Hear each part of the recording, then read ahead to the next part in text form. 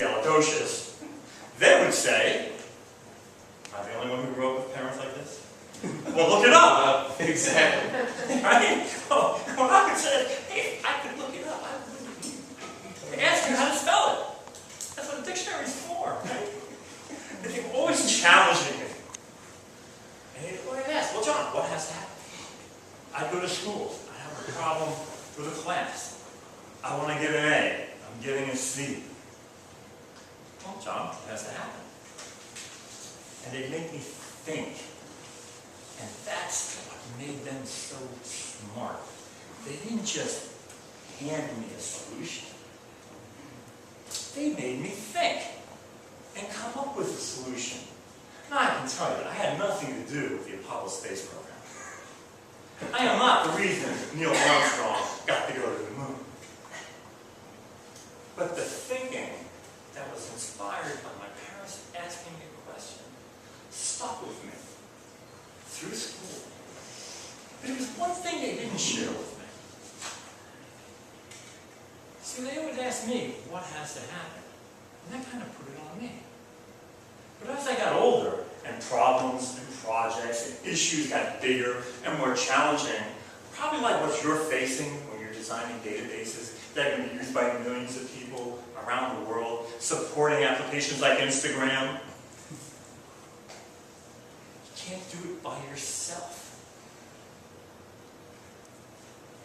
See, my dad once told me when I had a big problem, he said, well, John, in fact, let me ask you, do you know how to eat an elephant? Anybody? Anyone here know how to eat an elephant? Just yell it out. One bite. One bite at a time. Hey, that's what my father said. You've read this work, haven't you? One bite at a time. All right, that's good. You know, that's a small problem. That's pretty good. But you know what? Even baby elephants are pretty big, aren't they? They just get big, full elephant. Yep. I'm going to eat that one bite at a time. I mean, I gotta tell you, I like white meat. Do you see the size of the breasts on an elephant? You think I'm going to be able to eat that before it goes bad? And how many of you, thanks to you, like drumsticks? Who likes drumsticks? You check out the legs on an elephant? You want the drumstick? You're going to be there for a long, long time. So here's what I realized. After seeing what other people were doing, they didn't try to do it all by themselves. So how do you eat an elephant? One bite at a time. You invite a lot of friends to the barbecue. Because they'll help you eat that elephant. Take care of that problem. I call my brother. My brother, he likes to learn meat. So he gets a drumstick. That's one down. I don't have to worry about that. I get to focus on the breast. Oh, wait. I actually have a couple of friends who like the trunk. That kind of turns me off. So, you know what? If you're in the trunk, that's great. Enjoy the trunk. We got any ear people here? You see the size of those ears? David, you like the ears? Oh, yeah. You know, you can take those ears, you can take the tail. Right. I got a friend who likes the tail. You know, not a whole lot there, but fried up, I understand it tastes pretty good. You take all those things, you put them together. You serve them to a whole bunch of people, and all of a sudden, there's no elephant left. The problem is gone. And you know what? This is what I found out. I had a really good time. Barbecues are a lot of fun, don't you think? Barbecues are worker fun too. A big problem shared between a lot of people who know what they're doing, and even some who don't. Because here's what I found out. If I don't know what Adele does, I'm going to learn by watching her.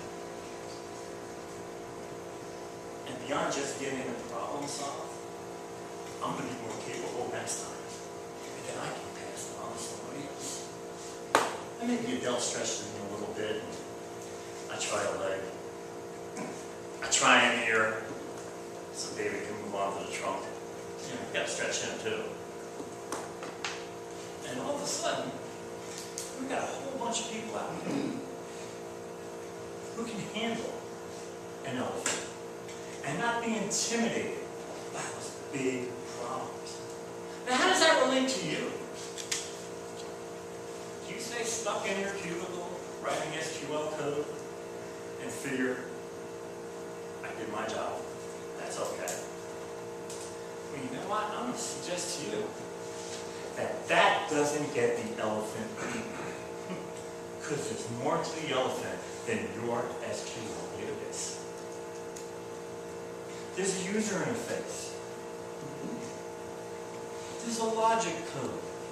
There's a design, a presentation. And I know you guys don't care about that, but your customers, the ones who pay the bills, the ones who pay your salary, don't really care how good your database is if they can't get through the interface to take advantage of it.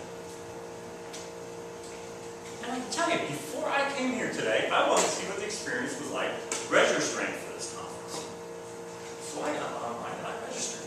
And it asked me for information. And one of the things it asked me for was my own website. I said, oh good, I get a little publicity out of this. And I put in www.bogaconsultants.com. And I filled in other information. I hit submit, and it came back with an error. And right next to my website name in red letters it says, you must put http:// in front of your website. Now, I know you guys are database guys, and you can write that. But you know what? If you know you need the http:// put it in there for me. You're the ones who want it. I don't put that on my business cards. I just want to register for your session. And you've gotten in my way. My challenge to all of you, think about the whole elephant.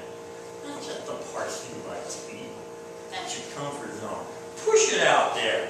Try a little trunk. Have a bit of ears. And recognize that's what your customer really wants. The whole elephant, not just a piece. Right?